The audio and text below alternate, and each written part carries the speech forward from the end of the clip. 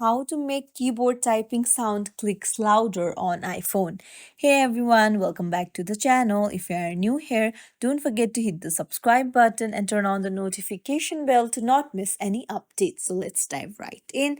First things first, head over to your settings and then scroll down, go to sounds and haptics and toggle on change with buttons.